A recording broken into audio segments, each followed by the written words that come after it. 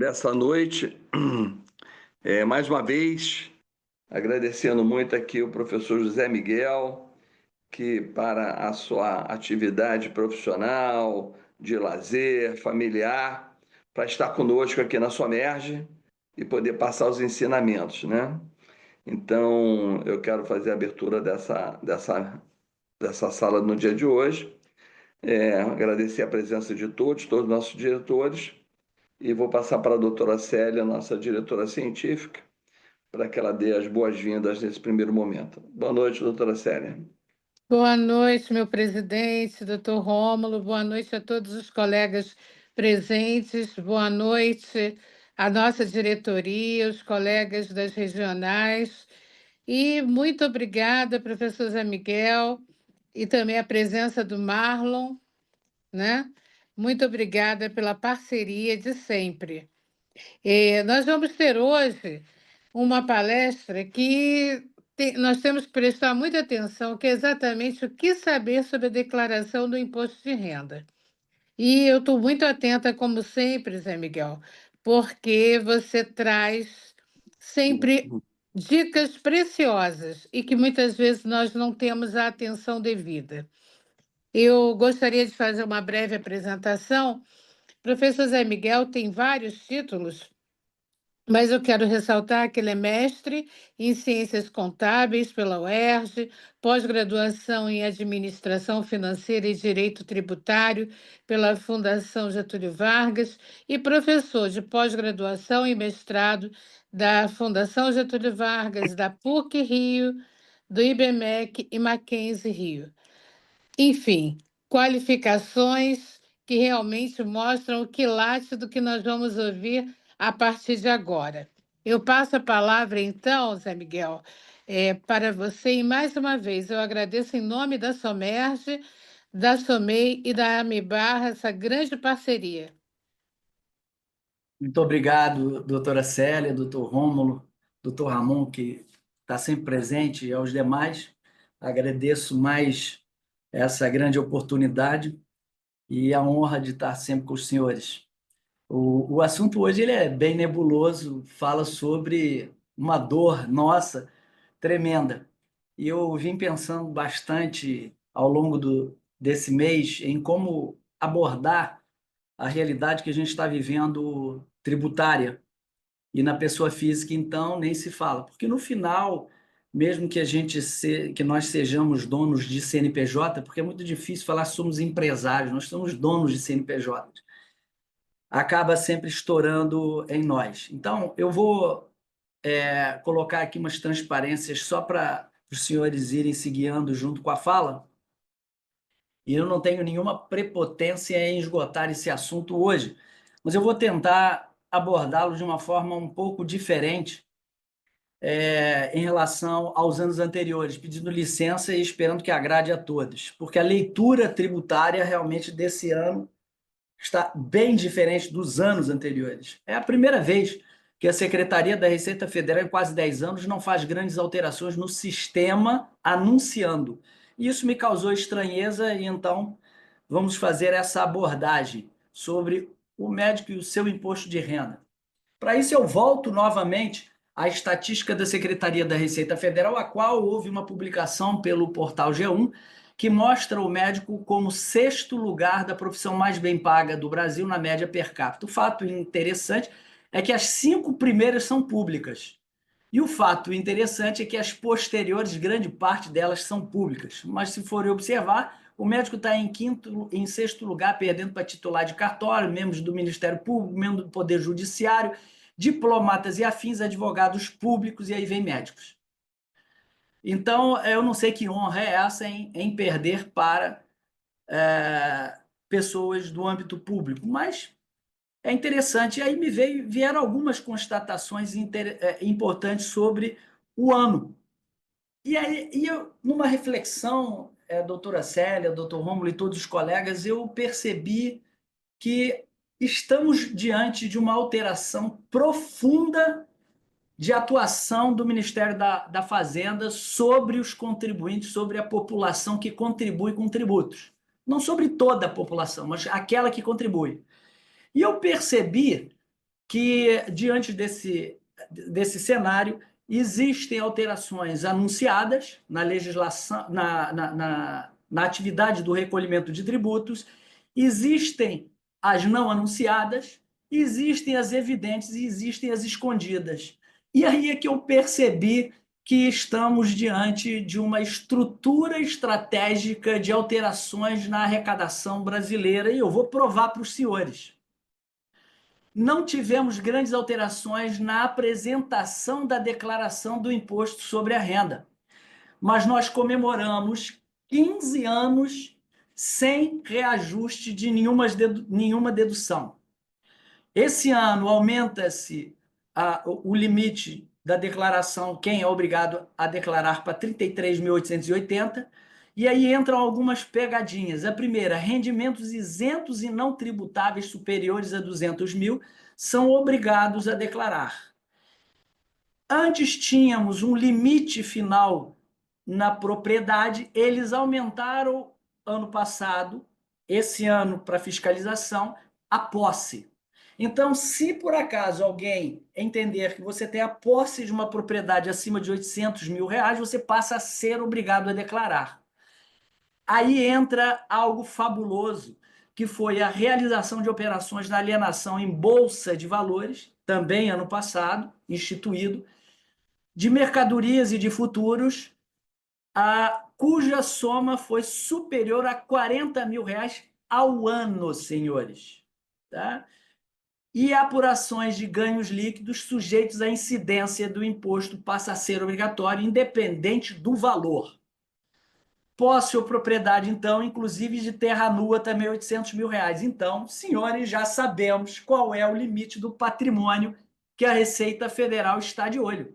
Se você declarar que tem mais de 800 mil reais, você está na linha de tiro da Receita Federal, porque tudo passa a ser 800, 800, 40 mil, 800, 40 mil, 800. Então, a gente já sabe que esse é o valor que a Receita Federal coloca. Mas aí, mais importante até do que essas alterações anunciadas são aquelas de forma discreta, que surgem na calada, são ocultas, mas que profundamente geram impactos que às vezes são imperceptíveis de forma indireta, mas nos machucam demais. E são esses que eu gostaria que os senhores prestassem atenção no que eu vou trazer para todos hoje. Primeiro, parabéns aos médicos, conquistaram a única atividade do Brasil obrigada na pessoa física a ser controlada em todo o seu faturamento individualizado pela Receita Federal, com a criação do Receita Saúde junto aos demais colegas da saúde. Então, cria-se o recibo obrigatório eletrônico, não há arbítrio, não há escolha.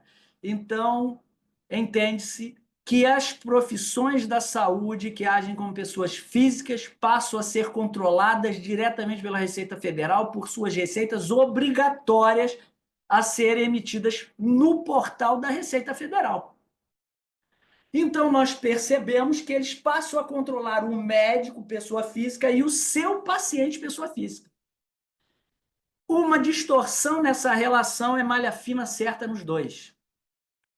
Segundo, uma observação interessante que a Receita Federal está com muita vontade que surja é o prontuário eletrônico do Conselho Federal de Medicina, já anunciado, que, para efeitos fiscais, passa a ser a verificação de tratamentos existentes. Porque a Receita Federal, ela alegava que não aceitava determinado... Agora é que veio o grande pulo do gato. Alegava que não aceitava determinados recibos porque achava que poderiam não ter existido os tratamentos, as consultas. Então, a partir de agora, minha indicação é preenchimento do prontuário eletrônico obrigatório para prova fiscal. A Receita Federal, então, vai buscar esse efeito de lastro juntamente ao prontuário eletrônico. E aí entramos, então, senhores, num projeto de lei de 2021. Muito cuidado. Em 2021 entra um projeto de lei 2337, em que passa a tributar os lucros distribuídos acima de R$ 20 mil em 20%. Sua PJ que distribui 25 mil, tudo que for acima de 20 mil, os 5 mil vão ser tributados em 20%. Mas aí houve um alarde escondido do Congresso, muito pesado sobre isso. Então, em março de 25, o governo anunciou, mas não assinou nada, que diminuiria a tributação de 20% para 15% sobre valores aumentados em mais de 100%, que passam a ser R$ 50 mil. Então, já sabemos que não teremos como fugir da tributação da distribuição de lucros e dividendos. Quanto vai ser a tributação? A princípio, sem estar chancelado no projeto da reforma tributária que vai entrar vão anunciar ainda o projeto da reforma tributária referente a lucros e dividendos, vai ser, no mínimo, 15% sobre os valores acima de 50 mil. Então, não tem mais choro nem churumelas. Isso não foi anunciado em larga escala. Outro, doações passam a estar mais caras. A reforma tributária passa na calada, autorizando todos os estados. A alíquota inicial era 20%, houve um alarde tremendo, chancelaram o que já está hoje, que é de 2% a 8%, de aumento no imposto de transmissão e doação, e será, agora que eu botei até em vermelho para os senhores entenderem, aqueles que têm patrimônio para doar, para transmitir, comecem a se programar. Vai ser a alíquota onde o falecido era domiciliado. Entenderam? Não é onde ele está estabelecido. Vamos diferenciar. Estabelecido estou eu agora na sala do meu escritório, mas domiciliado é no endereço da minha casa, onde eu coloco na declaração do imposto de renda. Então, eu não tenho dúvida que muitos vão correr para estados onde o imposto de transmissão é 2%. Ou você vai querer pagar 2, mais 2 é 100%, dá 4, mais 2 é 200%, dá 6, mais 2 é 300%, dá 8. Você vai querer pagar 300% a mais na transmissão do seu patrimônio para o seu legítimo herdeiro? Então, não há dúvida que todos nós temos o livre-arbítrio de escolher onde vamos estar domiciliados e viver. Está aí uma dica de ouro.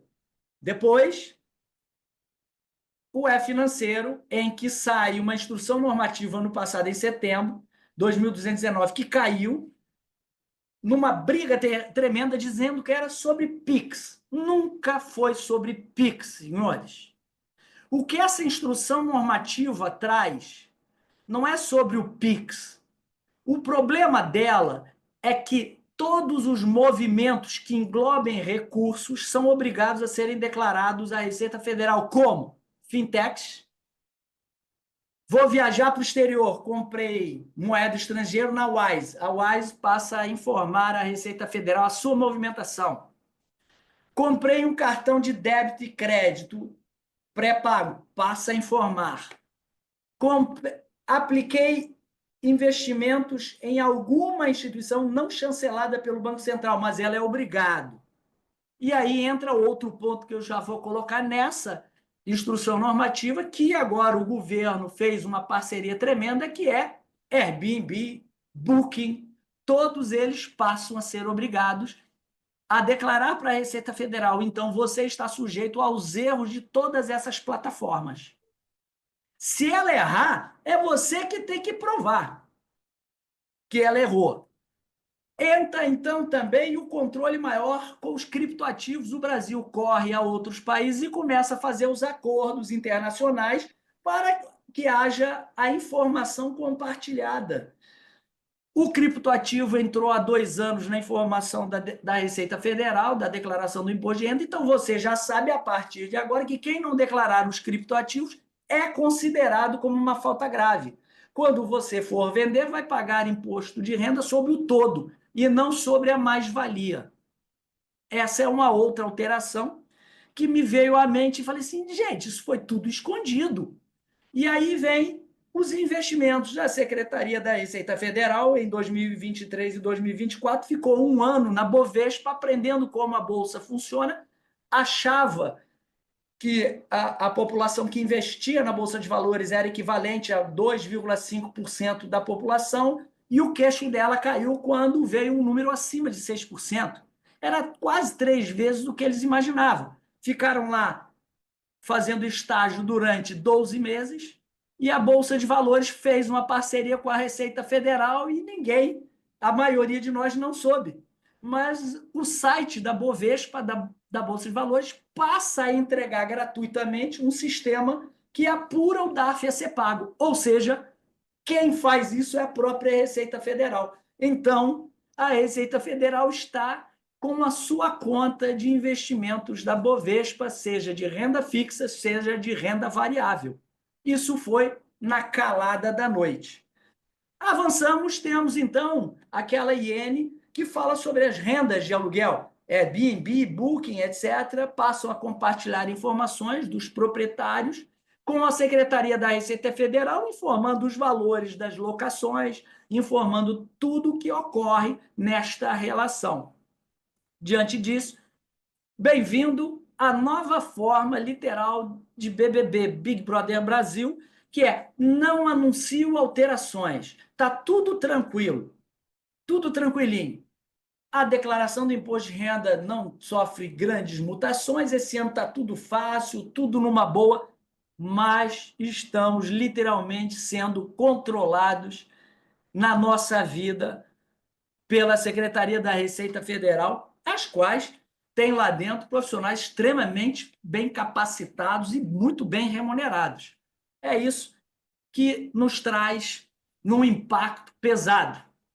Nós avançamos e o governo federal anuncia, olha, sabe, eu fiquei de isentar R$5.000, R$2.500, não, mas sabe o que eu vou fazer? Eu vou fazer uma compensação. Eu não aumento o limite da incidência do imposto de renda e finjo contigo que eu estou aumentando a isenção. Anunciam R$5.000. Caso os senhores não saibam, tem vários estudos, inclusive de mestrado, dissertações de mestrado e teses de doutorado que comprovam que se atualizássemos a tabela do imposto de renda hoje, quem ganha menos de R$12.000 não pagaria imposto de renda. Então, meus amigos, o que é isso? Que vantagem é essa da atualização da tabela do imposto de renda? Não é isso? Na medicina, a Receita Federal descobre o ovo de Colombo. Desde 2015, a Receita Federal passa a cruzar o paciente. Cruza o paciente com o médico. Se tiver uma inconsistência na declaração do paciente com o médico entra na malha fina. E aí ela vem e passa a controlar uma coisa chamada CPF, dos dois, fazendo cruzamentos entre CPFs anunciados na declaração no livro caixa e anunciados na página de deduções de cada paciente acima de R$ 1.903 mensais. O médico que não recebe acima de R$ 1.903 mensais realmente tem que repensar na sua vida. A Receita, então, começa a proceder dessa maneira desde 2015 e começa a entender que tem que equiparar o médico pessoa física às pessoas jurídicas. A partir de janeiro de 2015, então, cria várias alterações e as maiores das declarações de imposto de renda são as obrigatórias. Surge, então, a obrigatoriedade do livro caixa eletrônico. Os senhores sabem que, desde o ano passado, o livro caixa passa a ser, dentro do portal da Receita Federal, obrigatório. E é isso que eles estão fazendo, estão equiparando o médico pessoa física ao médico pessoa jurídica, apostando no cruzamento do pagador do serviço pelo número do CPF. Seja ele o dependente ou o pagador, eles cruzam essa questão. E é aí que o médico passa, então, a ser literalmente a profissão mais fiscalizada do país, porque ele tem essas obrigações todas comentadas do recibo eletrônico, do livro caixa e etc. Então, essas são as grandes alterações. Entramos nas obrigações. A base de incidência é sobre todos os rendimentos. Tenho eu que provar que aquele rendimento não é tributado, é isento ou não. Então, são os rendimentos do capital, e o do capital são aluguéis. E do trabalho. O trabalho é o meu labor. E a combinação dos dois. Eu posso alugar e viver da prestação de serviços do aluguel. Então, presto serviços de camareira, presto serviços de faxineira. Ambos passam também a compor a base de cálculo. Na medicina, nós não temos esse tipo de situação. Mas o médico que, por exemplo, aluga sua sala, ele é obrigado, porque rendas de capital, obrigado a declarar, porque rendas de capital são tributadas. Então, a declaração nada mais é do que uma obrigatoriedade de juntar todas as fontes, consolidá-las, unir as fontes dedutíveis, diminuir as receitas dessas despesas, o saldo dá a restituir ou a pagar. Na prática, o que nós temos é nada mais, nada menos que a explicação da evolução do seu patrimônio. Então, se eu não tenho evolução patrimonial, de repente a receita nem chega a mim. O que ela passa a controlar, e sempre controlou na declaração do imposto de renda, é a página de bens e direitos. A página de bens e direitos é a maior mutação de alterações que nós temos. São os maiores controles que nós temos. Tá? Então, o que interessa para a Receita Federal é a origem e aplicação de recursos, as receitas, para justificar uma evolução de patrimônio. Então, é mais ou menos dizer assim, se eu não tenho evolução de patrimônio, a Receita ela está de olho em mim só nas origens de recursos. Mas ela não vai ficar atrás de mim se o meu patrimônio não evolui muito. Ela só vai atrás daquela receita pontual se ela verificar que ela é isenta, imune, não vai ter interesse. Se ela verificar que ela é tributada e foi tributada, mas não acresceu patrimônio, a receita não volta atrás de mim. Mas se o meu patrimônio ascende direto, eu sou um apetite voraz para eles. Então, o patrimônio é o grande segredo. Logo, a grande escala da malha fina funciona da seguinte forma. As receitas são constituídas de 3 fontes: as tributáveis, as isentas e as com tributação exclusiva na fonte. É assim que a Receita nos controla. Ela soma isso tudo na sua declaração e diz: essas são as suas origens, que devem ser sempre maiores do que os seus desembolsos, que são as deduções mais o acréscimo patrimonial. Então, se as origens forem maiores do que as aplicações declaradas na sua declaração de imposto de renda, você passou pelo primeiro degrau da fiscalização. Essa é a regra básica. Agora, se a sua página de evolução patrimonial, somada às deduções todas, for inferior às receitas, ou você tem a compensação na página de financiamentos e empréstimos, ou você vai cair na malha fina. Então, é uma equação muito fácil de entender. Logo, esse bichano leão, não é, que é o retrato que a gente tem da Secretaria da Receita Federal, ela tem uma chamada, vulgarmente malha fina, que é um controle muito bem feito, todo eletrônico hoje, sobre vários cruzamentos, principalmente de declarações com inconsistências, DCTF que não cruza com o SED e o SEF, e assim sucessivamente. Na pessoa física, são as DIRFs declaradas contra a sua declaração de imposto de renda, e outras mais. Então, a malha fina é composta por esses cruzamentos, juntamente com o crescimento patrimonial a descoberto que a gente começou a ver, juntamente com o elevado patrimônio de um ano para o outro. É assim, um ano eu tinha 100 mil de patrimônio, no outro ano tem 1.500.000. Olha, por mais que eu mostre a origem, eu vou cair na malha fina. E muitos confundem a malha fina com aquilo que a Receita te chama. A malha fina não é isso. A malha fina é um bloco de evoluções até você ser chamado. Você pode ter caído na malha fina escondida. A sua declaração está em verificação. E você nem sabe. Você, na realidade, tem que entender que a malha fina não é só quando você é chamado. Outro ponto que nos leva à malha fina são as declarações com muitas deduções, principalmente as médicas. Se a tendência é a seguinte: se a sua declaração na parte de receitas tiver mais de 20% de despesas médicas, olha, provavelmente você vai cair na malha fina para entregar a eles as documentações, recibos, notas fiscais, etc., porque eles vão achar que isso foge do padrão. A ausência de fontes pagadoras na declaração do imposto de renda, muito comum na área médica, principalmente médicos plantonistas que substituem outros médicos e esqueceram que substituíram, mudam de endereço, isso é o exemplo que eu sempre dou, ou não declaram o endereço certo, a fonte pagadora, cobrem o colega no início do ano em plantão, no ano seguinte, em fevereiro, a fonte pagadora emite a DIRF, emite o informe de rendimento, não achou esse médico não vai declarar. Então, o segredo é declare pela declaração pré-pronta ou entregue para um contador. E aí vem o maior cruzamento do momento. Compras, gastos e pagamentos efetuados. Lembram da Shein? $50. E o pessoal falava assim, eles querem agora tributar os $50. Eu vou contar para vocês que aquilo dali foi um alarde feito, que não foram os $50 o problema. O problema é que o pai empresta o cartão para a filha comprar na Shein. A esposa compra na Shein com o mesmo cartão. E aí um amigo empresta para o outro, quando soma dá mais de $50. E o que eles queriam não era a Shein.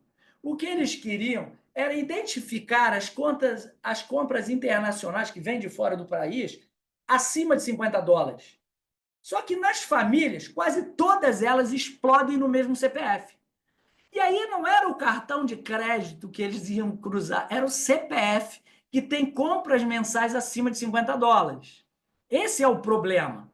Então, quando a gente ouvir esses escândalos aí, não caiam nessa armadilha de achar que o governo é bonzinho ou mau. Tentem saber qual é a verdadeira história. Então, na realidade, o que eles queriam não era pegar a classe baixa, como foi o Alad, era pegar a classe média. Porque o rico, senhores, está pouco se lixando para os $50. O rico, o milionário, não compra as camisas no Brasil, ele viaja para a Itália uma vez por ano com a mala vazia, ou compra uma mala lá, vai com a roupa do corpo, compra um enxoval inteiro e volta. O rico não está mais comprando roupa no Brasil, porque acreditem, um par de sapatos na Itália, uma camisa social na Itália está mais barata do que no Brasil. Então, vale a pena você juntar suas migalhas e viajar. Ora, quem diria que nós compraríamos artigos fabricados no Brasil mais barato nos Estados Unidos? E é isso que estamos vivendo nesse momento. Porque a inflação está cavalar. O dólar está controlado, tudo bem, mas a inflação está cavalar. Então, se o dólar está controlado, a inflação está cavalar, o nosso poder aquisitivo no Brasil diminui, mas o dólar continua o mesmo valor nos Estados Unidos. Então, o produto brasileiro é mais caro, Estados Unidos é mais barato, na Europa é mais barato. Façam esse teste. Vejam os produtos de consumo que você compra, vestuário, etc., e veja quanto está lá fora. Esse é o problema. Então, quando eles vêm com essa história dos $50, eles pegam a classe média. E então, o que eles estão sempre de olho é na movimentação do seu CPF e do meu. Tudo que circular no seu CPF é o interesse da Receita Federal. As principais formas de malha fina, então, hoje, são a DIRF, que é feita a declaração das empresas pagadoras, que cruza com a sua declaração de imposto de renda. Depois temos a DEMED e o livro caixa, especificamente vou falar para a medicina, mas são para outras atividades também, o livro caixa, mas a DEMED não, a DEMED é medicina, que a DEMED é feita pelas empresas de saúde, entregam as informações dos seus pacientes à Receita Federal, e o livro caixa, os médicos, pessoa física, entregam também. Então, a medicina está toda cruzada.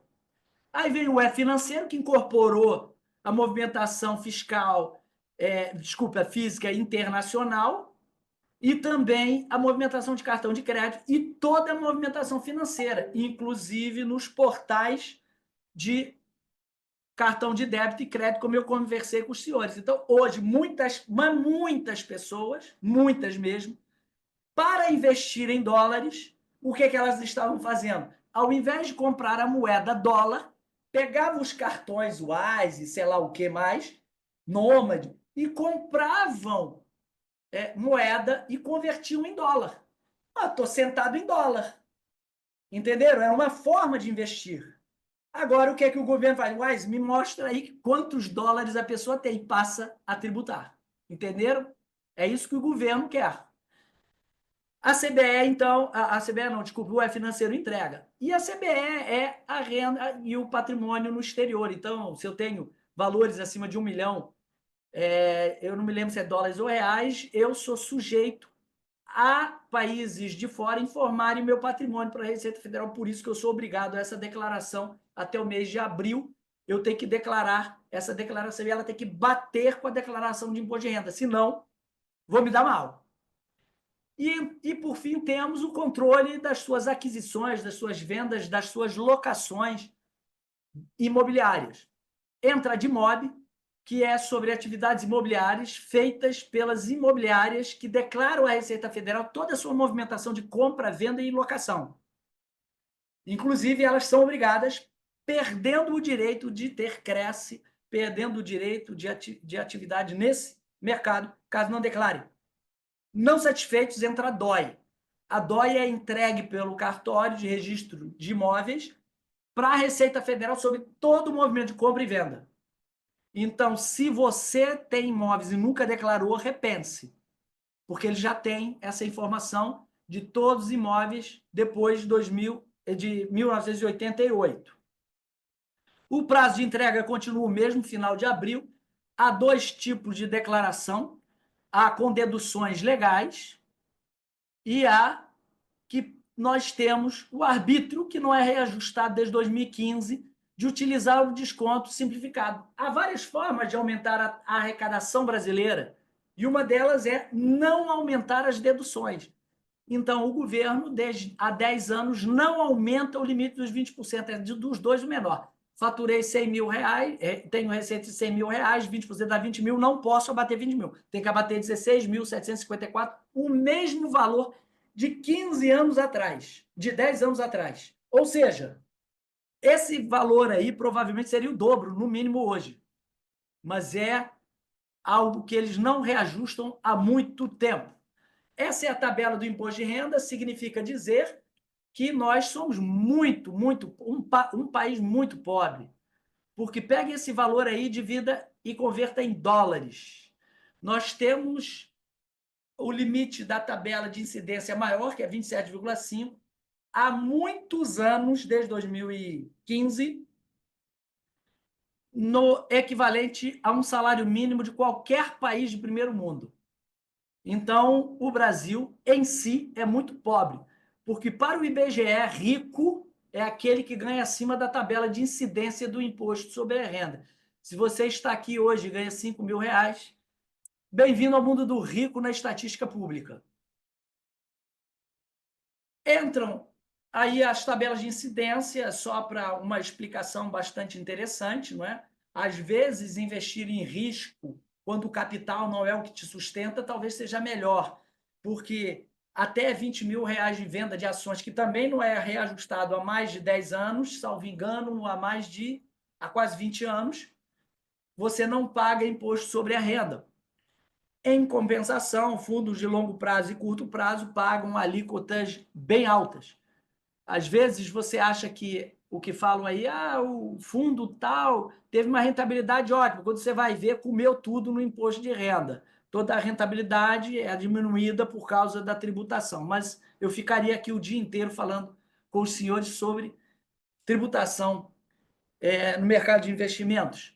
E aí nós temos aí a questão das deduções. Também há 10 anos não é reajustado, dependente de R$ 2.275.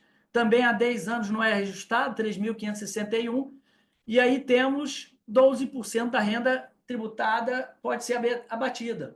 Então, eu digo, faça a sua previdência privada, é um fator de sucessão familiar. Tenho 5 milhões de reais, quero doar para um filho, faz ou PGBL ou VGBL, dependendo, porque é uma forma de passar para os seus filhos sem o imposto de transmissão e doação e sem a tributação do imposto de renda sobre o todo, porque é dedutível a 12%. Quando é a longo prazo, quando é a curto prazo, tem que se estudar um pouco melhor, utiliza-se a previdência de outro modelo.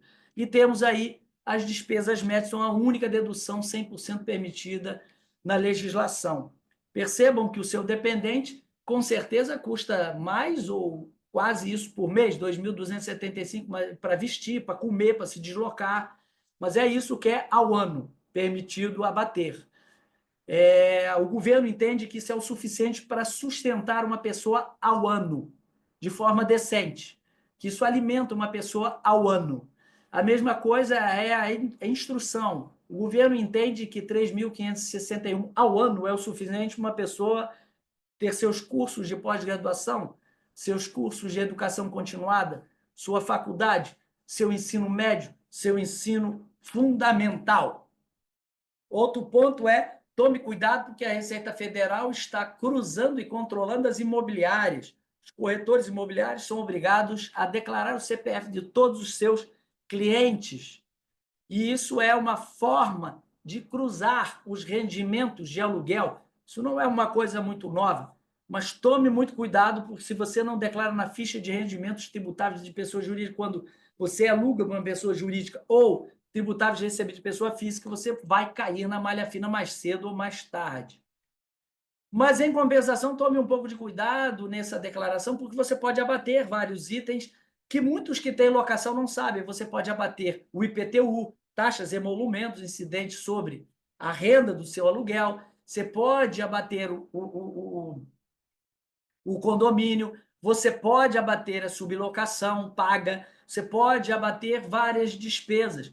Então, sobre a locação, tome um pouco de cuidado quando você as recebe. Quando você paga, você também tem algumas prerrogativas sobre locação, e a maioria dos brasileiros que, inacreditavelmente, nem sabe disso. Bem,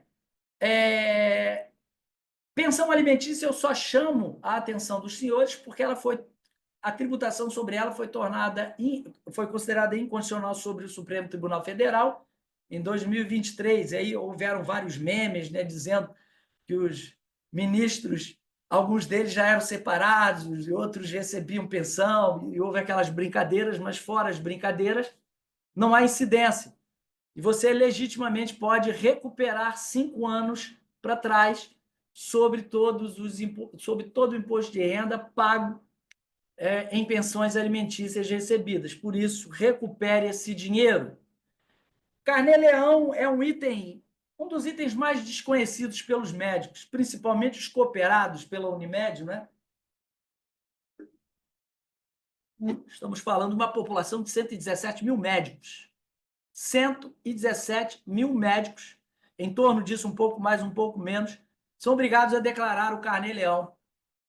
Ele é obrigatório mensal. E agora, com a obrigatoriedade do recibo eletrônico, com a obrigatoriedade do livro caixa eletrônico, sinto muito, você está na mira de tiro da Receita.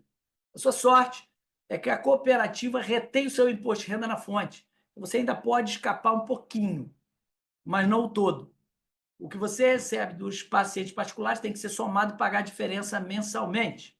Carnê-leão nada mais é do que equivaler à pessoa física jurídica, permitindo à física abater todas as despesas.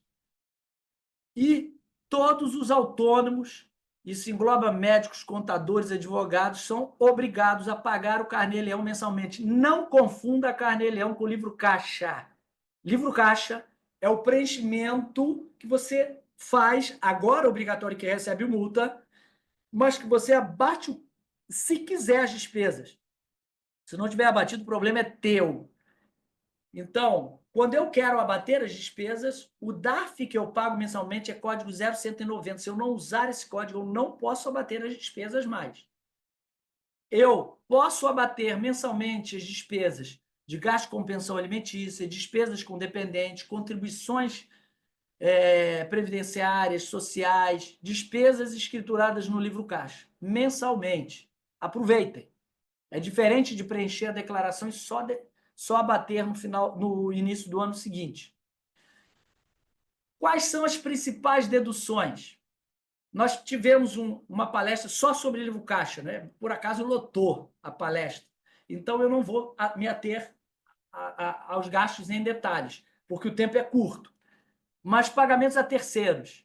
Se você tem uma faxineira, se você tem uma secretária, se você tem um assistente, todos aqueles que são sem vínculo empregatício, tem que emitir o recibo contra você ou a nota fiscal e você pode abater. Também pode abater aqueles que têm vínculo empregatício. Você pode abater as despesas necessárias à manutenção da fonte produtora. Você pode abater todo o material que é considerado como insumo. Você pode abater uma anestesia, você pode abater um remédio, você pode abater tudo. Você pode abater, por exemplo, formulário A4, que eu já vou até falar. Então, tome cuidado, porque você tem muitas possibilidades de abatimento. Logo, muitos médicos hoje abrem CNPJ porque disseram que é mais fácil. E realmente é, porque você tem que controlar esses documentos, mas junta todos, manda para o contador, e o contador tem que realmente fazer a sua contabilidade da pessoa física. Você pode abater livros técnicos necessários à atividade. Você pode abater livros fabulosamente caros, mas que você utilize na sua atividade. Eu brinco naquela palestra anterior dizendo, olha, o seu livro pode, do seu filho que estuda medicina, não. Lembram disso? Eu falei, ó, o seu filho que estuda medicina não pode abater o dele, mas o seu pode abater na sua declaração. E se o seu filho usar o seu, aí é outra coisa. Mas o seu pode abater. Então, eu não vou me ater a essas explicações, porque a declaração de imposto de renda acaba sendo um painel longo. Você pode abater a roupa especial. O que é roupa especial? São os descartáveis. Touca, bata, óculos, luvas, tudo isso é abatido. Do seu filho que faz medicina, não, lembram? Mas o seu é. Seu filho pegou uma luva emprestada, paciência. O seu é abatido. Você pode abater honorários pagos ao contador para escriturar justamente o livro caixa. Então, o contador sai 27,5% mais barato. Você pode abater 1/5 das despesas domiciliares. O Conselho Federal de Medicina, em 2020, voltou com a resolução da telemedicina. Então, você que exerce medicina em casa por telemedicina ou atendimento com muitos psiquiatras, você pode abater 20% das despesas domiciliares comuns à atividade. Telefone, condomínio, aluguel, água, luz. Você pode abater. Então, às vezes, é preferível você que tem um consultório no centro e passa sexta, sábado e segunda num local tipo Angra dos Reis, Búzios, Cabo Frio, ao invés de alugar uma sala comercial, talvez seja interessante executar na sua casa, na casa que você utiliza. Faz um anexo e aquilo é dedutível do imposto sobre a renda. Mas não vou me ater muito a isso. É um painel longo. Você não pode abater despesas com advogado, mas pode abater quando é causa trabalhista. Já houve a decisão sobre isso. Você pode abater, que foi um painel, né, de um evento até bastante interessante, que médico não tira férias, médico vai a congresso. Não sei se se lembram disso. Por que vai a congresso? Eu disse, gente, não investe nas férias, investe no congresso. Porque se você vai gastar 20 mil reais em férias fora do Brasil, identifique aonde tem o congresso e gaste os mesmos 20 mil reais. Porque esses 20 mil reais para ir num cruzeiro que vai ter um congresso lá dentro e em Cancún com um congresso são dedutíveis do imposto de renda. Então, vá a congresso. Médico não tira férias, médico vai a congresso. Mas aí eu brinco com vocês e digo, olha, a secretária não pode dizer, doutor José Miguel tirou férias. Não, doutor José Miguel foi para o congresso. Isso é nobre. Tá? Então, vá a congresso. Você pode abater material de consumo, material indispensável à execução da atividade. Papelaria, qualquer material consumido em tratamentos, tudo é abatido. Tudo.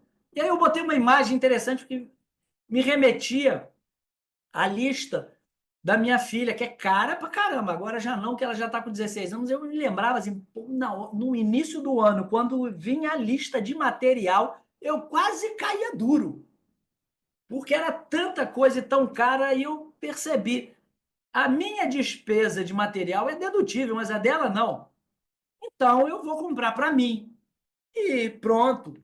Essa é dedutível do imposto de renda. Não sei se entenderam o que eu falei. E aí também é dedutível reparos, consertos e manutenções em tudo. Não o bebedouro da sua casa, não o lavabo da sua casa, mas do seu consultório é dedutível. Entenderam? O ar-condicionado do seu consultório, quando tem manutenção, é dedutível do imposto de renda. Da sua casa, não. Mas do seu consultório, sim. Então, qual é o que realmente, geralmente sofre manutenção? Pergunta a você. E você mentalmente me responde. É o da sua casa ou do seu consultório? Perceberam? Porque um é dedutível e o outro não. Também é dedutível gastos com propaganda e publicidade, mas só é dedutível o gasto de propaganda da atividade. Então, não faça propaganda de você, faça da atividade. Eu sou médico oncologista, faço esse tratamento, esse tratamento, esse tratamento. Olha, esse tratamento é assim, esse é assado, mas você aparece. A dedução não é, eu sou o doutor José Miguel, eu sou demais, sou fabuloso. Isso não é dedutível. Mas, quando eu digo, olá, tudo bem? Eu sou o doutor José Miguel, eu sou contador, faço livro caixa de médicos. Se você tiver o interesse de saber o que é um livro caixa, a minha prestação de serviços, terei enorme prazer de prestar os serviços de elaboração de livro caixa, da sua declaração de imposto de renda, da escrita contábil da sua pessoa jurídica. Isso é dedutível. Perceberam a diferença? Agora, se eu chegar para você, eu sou José Miguel, eu sou o melhor de todos, eu sou fabuloso, eu palestro para médicos, isso não é dedutível. Então, tomei um pouco de cuidado com essa linha divisória. Se tiverem dúvida um dia, podem me perguntar, que eu já estou escolado com o que eles dizem que é dedutível e não dedutível em vários sentidos.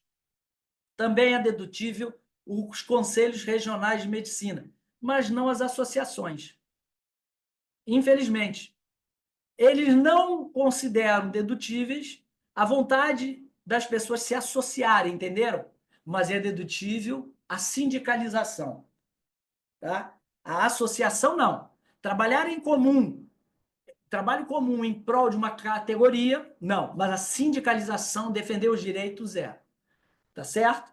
Então, eu digo que as associações podem transformar muita coisa em dedutível.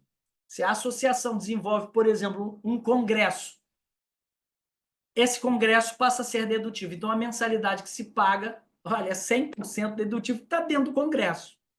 Então, várias situações podem levar ao médico um benefício muito grande, junto com tudo que a gente falou. As representações das associações perante as classes que ela dos seus associados são muito interessantes. Então, tomem muito cuidado, porque elas trazem benefícios diretos tributários.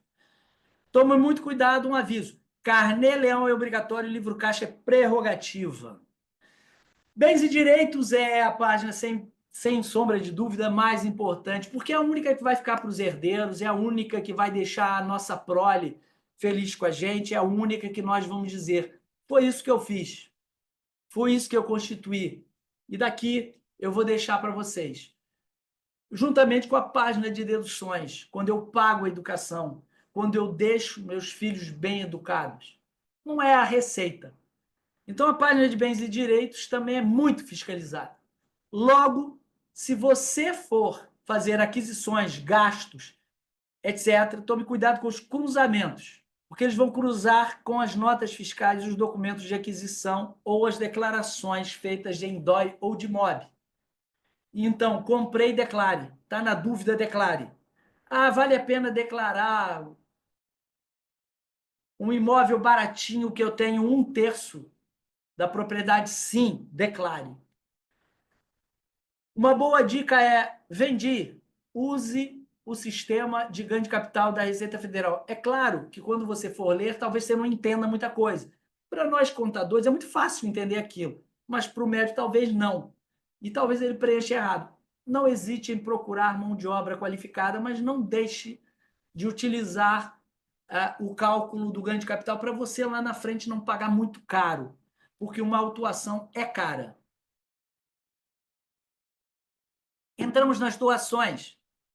Saiba fazer as doações, porque elas passaram a estar na mira. O imposto de transmissão agora é entregue da Receita Federal para os estados a informação de doações declaradas na Receita Federal, na declaração de imposto de renda. O estado recebe aquilo e automaticamente intima o contribuinte a recolher o imposto de transmissão. Então, há um cruzamento enorme feito referente a essa questão da transmissão e doação. E então entramos aí num outro campo nebuloso, que é o INSS. O INSS tem uma tabela, que é esta que está aqui. 7,5% para quem ganha até 1.518. Eu acho isso um despautério. Uma pessoa ganhar R$ 1.518 e ter que contribuir 7,5% de tudo que ela ganha para o INSS. Tá? Eu acho isso extremamente violento e venenoso. Não existe um investimento no país que dê isso, todo mês. Mas o governo quer isso, das pessoas consideradas miseráveis, porque abaixo da tabela de incidência do imposto sobre a renda, a Unesco considera miserável. Logo, se a nossa tabela está em 2.500, quem ganha menos de 2.500 é profundamente maltratado pelo governo, porque ou paga 9% ou paga 7,5%. Os considerados pela Unesco como miseráveis. Perfeito?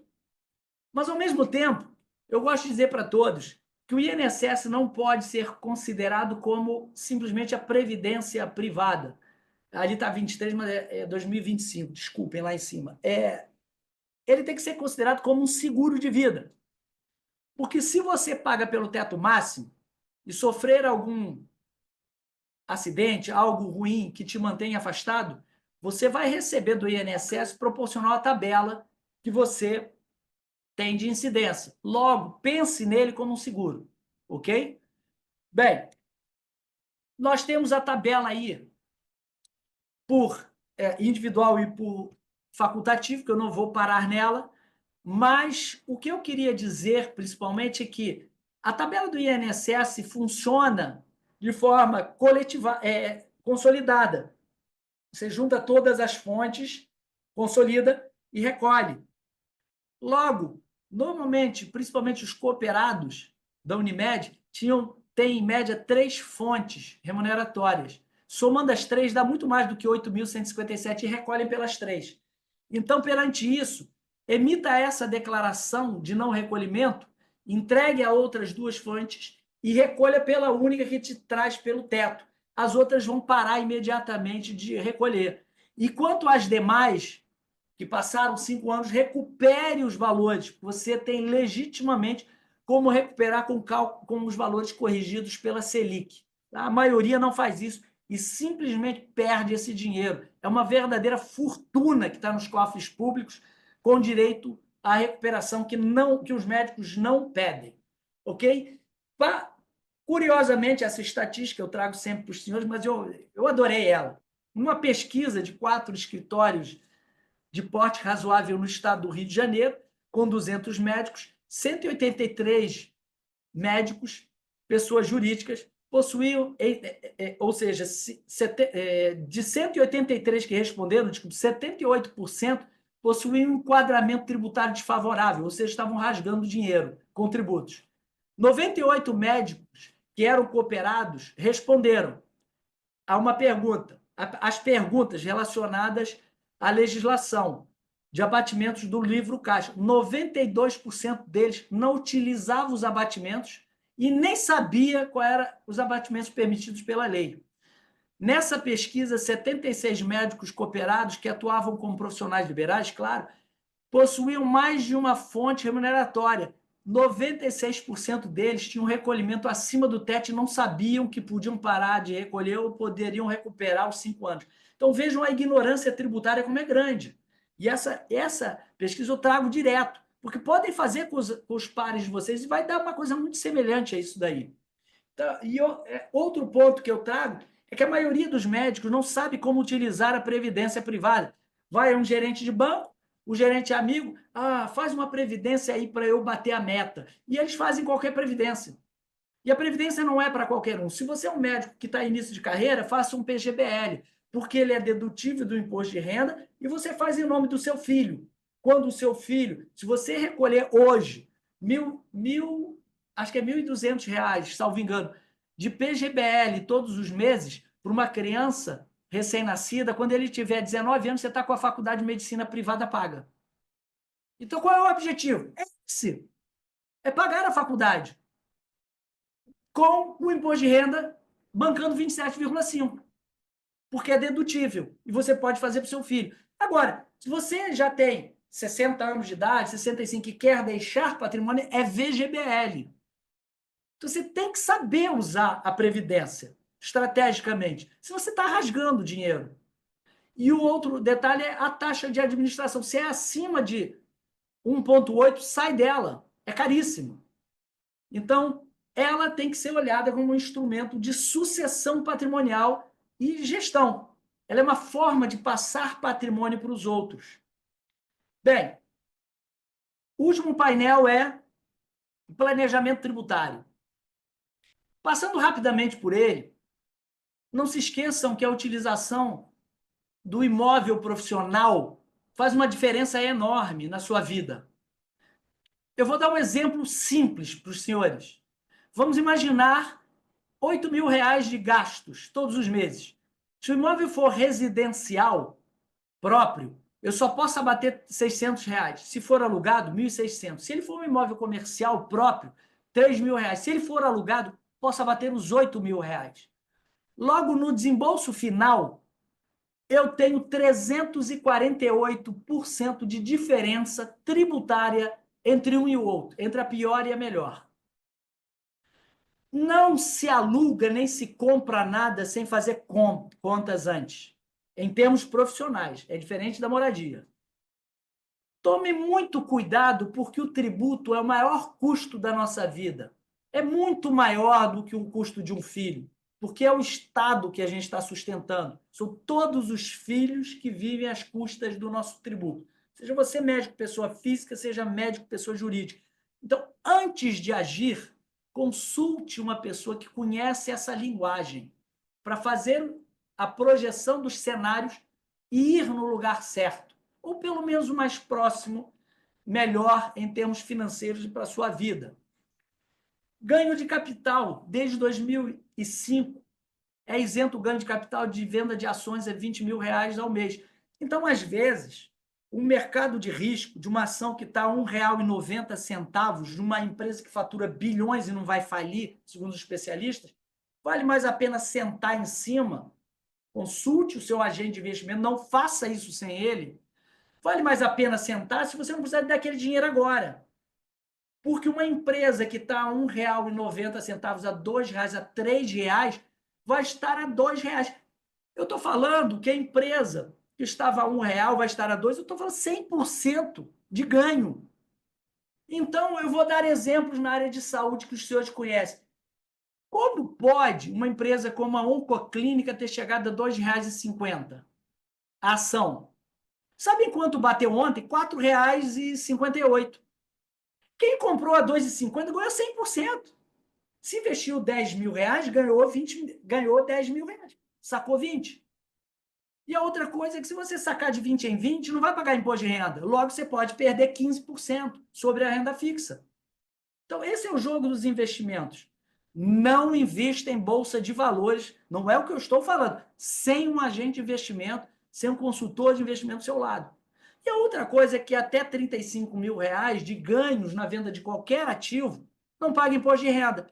Então, se eu tenho um ativo a vender por 40 mil, venda por 35, porque vai sair mais barato. 15% mais barato. Então, às vezes, essas sacadas são importantes. Não há nada mais caro que tributos no Brasil, gente. Acreditem no que eu estou falando. O Brasil é um dos países mais caros tributariamente falando do mundo. O imposto sobre valor adicionado, o tal do IVA, é 28% decidido. O Paraguai é 10%. e estão reclamando porque um monte de empresários está migrando para o Paraguai. Estão entendendo por que os empresários estão migrando?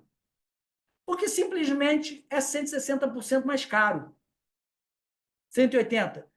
A alienação de um único imóvel abaixo de 440 mil não paga imposto sobre a renda. Então, às vezes, vender um imóvel é mais fácil doar para o seu filho primeiro, e o seu filho vende se vai ser o único imóvel, não vai pagar imposto de renda e paga 4% de doação. É mais barato. Imóveis residenciais vendidos e adquiridos, outros, em até 180 dias, não pagam um imposto sobre a renda. Então, se eu tenho que comprar um imóvel, eu tenho 2, e meu filho, eu quero deixar um para ele, que ele não quer um dos 2, venda você o imóvel, não doe o dinheiro, compre o outro, depois doe. Talvez seja mais vantajoso. Despesas de corretagem com corretores de imóveis, quando você vende um imóvel, não integram a venda, são abatidos. Então, tome um pouco de cuidado, exija a nota fiscal do corretor ou da corretora para abater do ganho de capital. Quando você vende um imóvel adquirido antes de 1988, você tem uma regressão. Antes de 1970 é 100%. Então, imóveis antigos da família, sinceramente, venda em vida, mesmo que o imóvel valha 20 milhões, 30 milhões, 40 milhões, 50 milhões, venda agora. Porque você, se ele é antes de 1970 adquirido, não vai pagar imposto de renda nenhum. Se você ou seu parente querido que adquiriu esse imóvel vier a óbito, vai pagar imposto de renda até o talo. Então, pense na venda em vida. Sucessão patrimonial é em vida, não deixe para a morte. Cuidado com aluguéis, já não sei para os senhores que existem várias deduções que podem ser utilizadas. Não se esqueça disso. E mescle atividades. Você pode trabalhar como autônomo e como pessoa jurídica. Você pode. Segunda e terça, pessoa jurídica. Quarta, quinta e sexta, pessoa física. E utilize. Vou dar um exemplo aqui, para terem uma ideia. A mesma pessoa, quando divide uma receita base percentual 100 para ficar fácil o entendimento e em 50% para ficar fácil a conta, quando ela é somente pessoa jurídica, lucro presumido normal, ela gasta 66.330. Quando é somente livro caixa, 63.750. Quando ele mistura os dois, 58.165. Parece que é pouco. Eu estou falando de 12,31%. Qual é o investimento que os senhores conhecem que rende isso legalmente todo mês? 12,31%. Bem, senhores, o assunto ele é complexo. O INSS, como eu disse, tem que ser encarado como seguro de vida, não só como perda. Porque vai chegar lá na frente, além de você poder se aposentar na esfera pública, se Deus nos ajudar, se acontecer alguma coisa contigo, ele pelo menos vai te pagar aqueles 7 mil reais todo mês, se você recolhe pelo teto máximo. Mas tome um pouco de cuidado com o INSS quando você não conhece, porque o INSS não, desculpe, o INSS é um veneno quando se paga mais. Só que eu posso transformar o INSS e a Previdência num grande instrumento de sucessão patrimonial. Ele, dentro da empresa, também é um grande negócio, porque eu posso contratar pessoas, bons profissionais, trazendo uma remuneração extra para eles, como, por exemplo, ele tem filho, olha, vem para cá que eu pago o INSS, uma previdência privada para o seu filho, isso entra como benefício para você. Qual é a vantagem? A vantagem é que não é tributado nele nem na pessoa jurídica. Então, é uma grande sacada. Nós temos como utilizar, então, o Prolabore em conjunto com a Previdência Privada para que você tenha descontos maiores tributários. Não incida os 11% do INSS público e não incida os 27,5% do imposto sobre a renda. Isso é uma grande sacada, mas, claro, tem que ser feito por especialistas. Eu tentei mostrar para os senhores aí um consolidado de várias situações. Então, a previdência privada, senhores, deve ser observada como um investimento a longo prazo, nunca curto. e é basicamente quando utilizamos para efeitos fiscais um financiamento público sobre a previdência que fica no seu bolso ou no bolso da sua família, funcionando também como um seguro de vida, em determinados casos, não sempre, em alguns casos. E seguro de vida também é um grande negócio, dependendo da forma como você faz seguro de vida.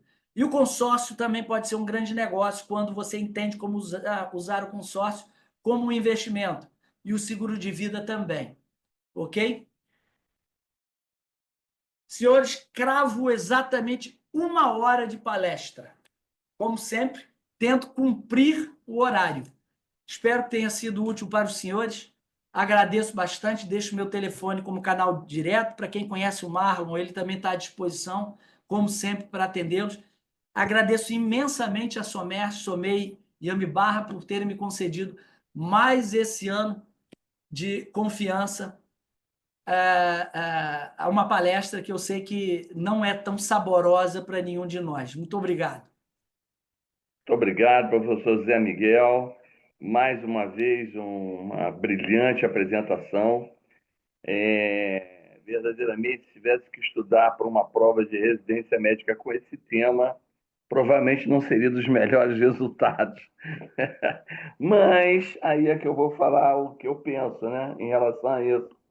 Cara, nada melhor do que ter uma assessoria José Miguel like, sendo próprio, para que nos dê a sustentação para um bom resultado diante do nosso imposto de renda em frente à Receita Federal. Antes de fazer as minhas considerações, eu vou passar. Simone, me ajude, por favor, se tem alguma pergunta, se alguém já está levantando a mão, por gentileza. E agradecer mais uma vez, né, Zé Miguel? Fantástico, obrigado. Hein? Vamos lá. Eu que agradeço. Boa noite. Doutor Rômulo, nós temos uma pergunta no chat, e doutor Benjamin e doutor Pina. Começamos pelo chat? Por favor. Boa noite. Quando se vende um imóvel, a prestação se declara. Desculpa, quando se vende um imóvel, a prestação se declara o ganho de capital ao término do pagamento no ano da última parcela? Sim, você vai, se você souber preencher o ganho de capital, você vai ver que tem uma ficha de venda a prazo. E é ali que você faz a declaração, ok? Então, o imposto de renda sobre o ganho de capital, ele é pelo regime de caixa. Quem não sabe fazer, infelizmente, declara pelo regime de competência e acaba pagando descasado, né? Não é a mais, mas é descasado. Perfeito. Boa noite. No chat nós não temos perguntas. Boa noite, Marlon. No chat nós não temos perguntas, mas temos agora o doutor Benjamin e em seguida o doutor Pina, doutor. Por gentileza, doutor Benjamin, boa noite. Boa noite, presidente, boa noite, Célia, boa noite, professor José Miguel. Primeiramente, parabenizar por mais essa brilhante palestra e, de todas que eu assisti, essa foi a mais didática, né? Então, realmente, meus parabéns. Você falou sobre a Receita Federal fazer uma parceria com o CFM, no caso do quando for colocado a público e à disposição dos médicos o prontuário, né, eletrônico. E vai ser uma briga boa, porque os dados do prontuário são cobertos de sigilo profissional, né? Isso. Então vai ser uma briga boa.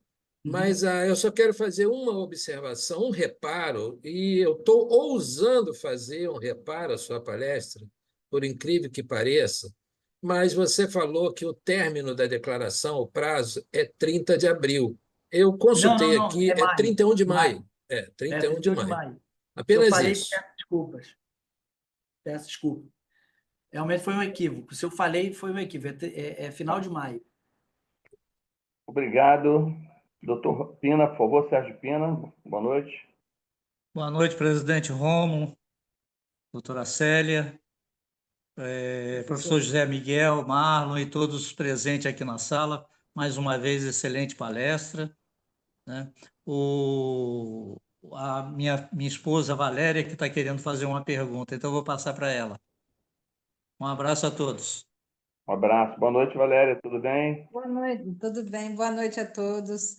É o seguinte, é que o senhor falou sobre a questão da associação. Eu tenho duas perguntas. Sobre a questão da associação médica que não seria dedutível. Só que aqui na nossa Unimed, para você ter o convênio com a Unimed, você é obrigado a ter convênio, você é obrigado a participar de uma associação médica. Nesse caso, é ou não é dedutível? Porque até Não. então a gente sempre tem. A gente Entendi. coloca ela no livro caixa.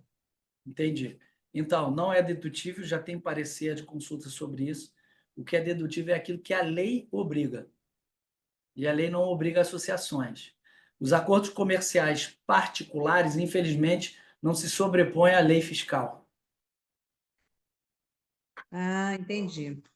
E a segunda pergunta é o seguinte: você faz um seguro de renda protegida e você recebe, você ficou encostado, né? Você recebe o seguro daquele período ali que você ficou encostado. Isso daí é considerado renda?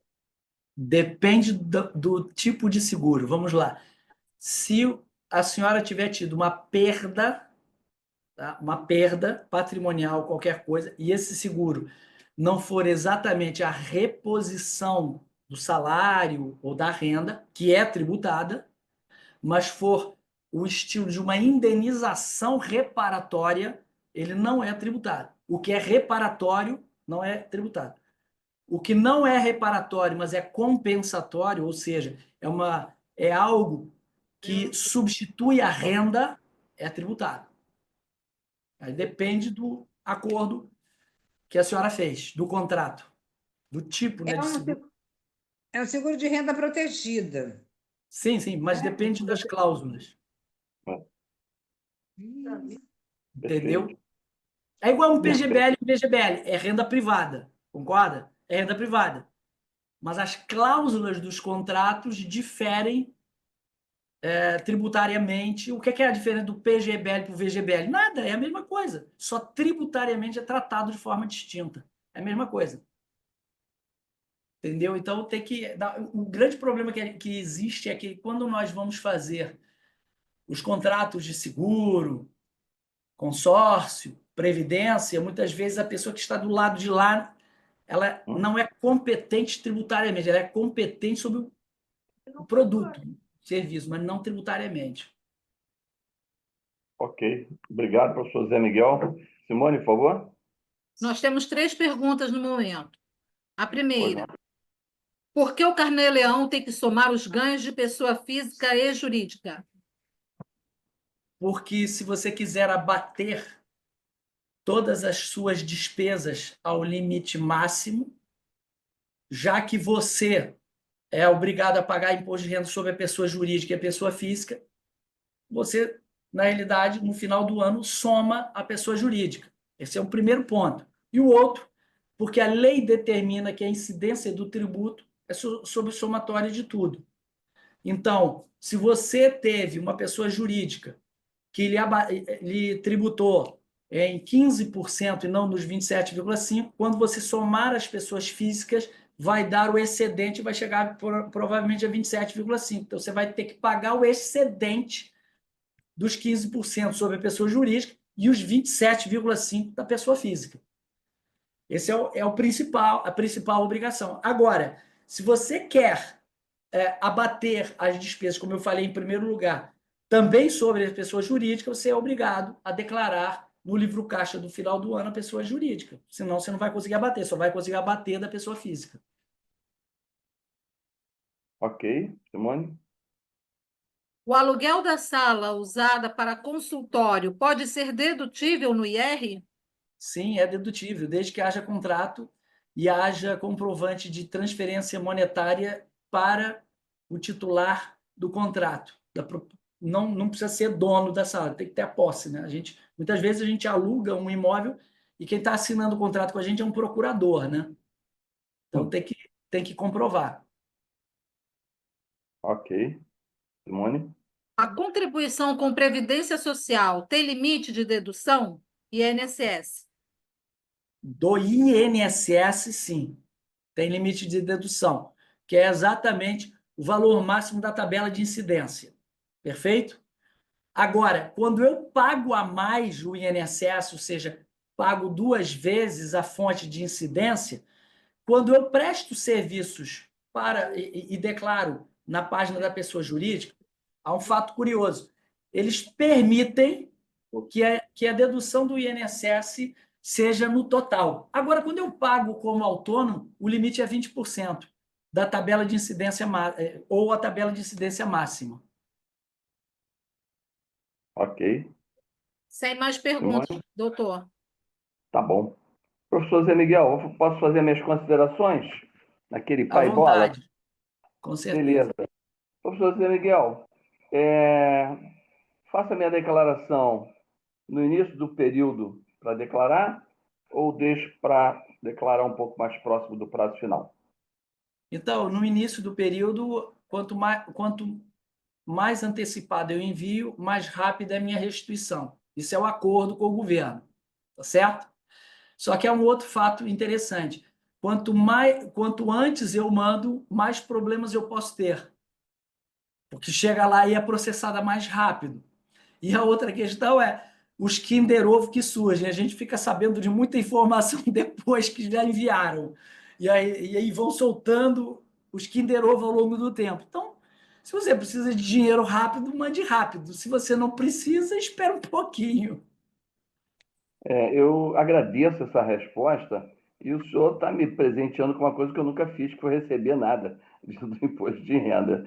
Então, uma das coisas que eu não faço a declaração logo no início e sempre deixo para o final, justamente por causa dos Kinder Ovos que aparecem durante isso. Outra pergunta muito prática, não só por isso do Kinder Ovo, né, do governo, mas o Kinder Ovo, entre aspas, né, ou a bala perdida, que são os informes de rendimentos que podem chegar de forma física e eles vêm errados.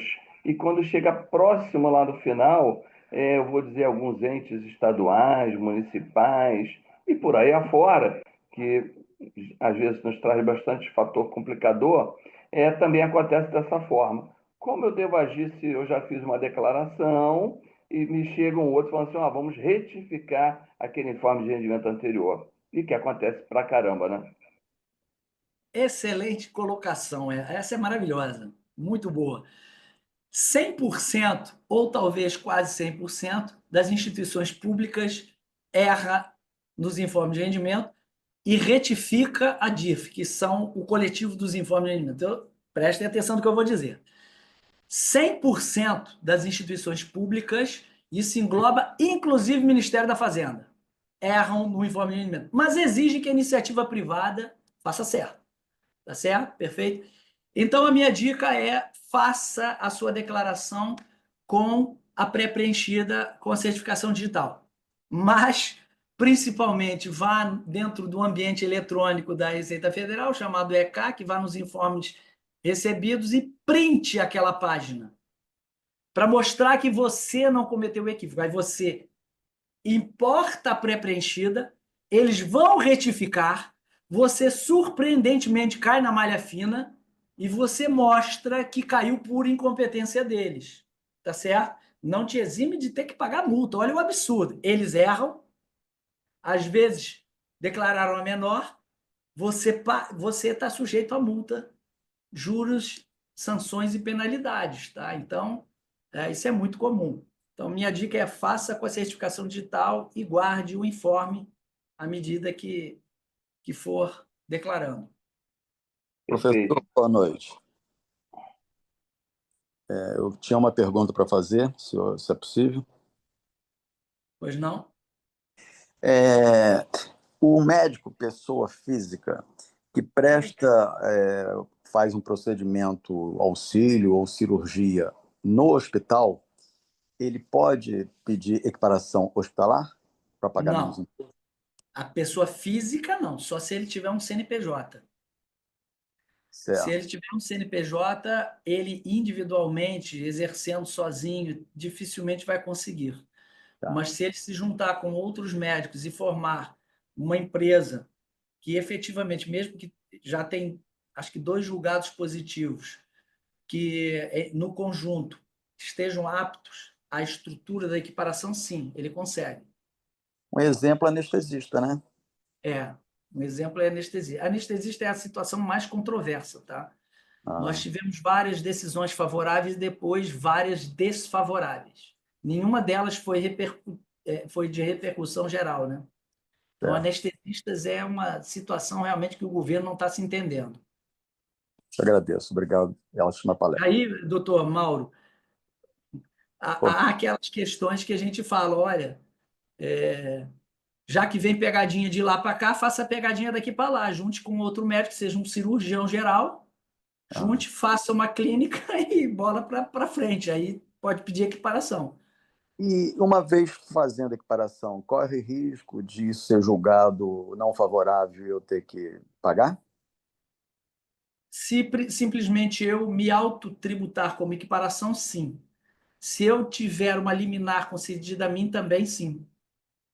Nenhuma liminar, ao contrário do que dizem, protege você de não poder ser fiscalizado. A Receita já descobriu que um monte de empresas se autodeclara num processo, num formato que, no fim, é mentiroso.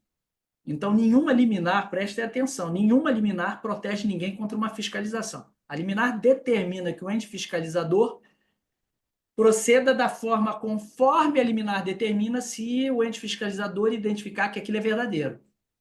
Tá? Então, eu sempre posso ser fiscalizado. Daí é que vem a árvore de decisão. Se eu posso ser fiscalizado e eu tenho certeza que eu sou equiparação hospitalar, dito por um profissional, vale a pena eu entrar com a liminar? Porque a liminar é cara, não é barata. Sim. Ok, então entre. Protege de quê? Se eu posso ser fiscalizado. Já tem várias empresas que foram fiscalizadas com liminar. Tá? Entendi. Ok. Obrigado. Professor, 21h01, né? Nós estamos aí num avançar do horário espetacular, né? E evidentemente que nós estamos vivendo um momento extremamente conturbado na atuação do campo médico, em várias situações, e efetivamente sofrer tudo isso que nós estamos sofrendo atualmente aí dentro da Receita Federal, temos que entender, manda quem pode, obedece quem tem juízo, né? Muito ruim dessa forma, mas é isso que a gente vê. Então, eu vou passar aqui para a doutora Célia falar suas palavras finais aí, depois eu volto e a gente fecha. Pode ser? Com certeza. Obrigado.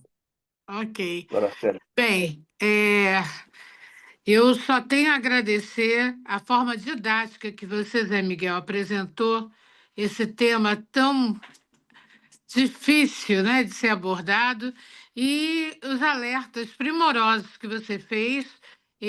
Essa sua palestra eu vou assistir e vou rever algumas vezes, porque tem dicas bem importantes para o nosso dia a dia.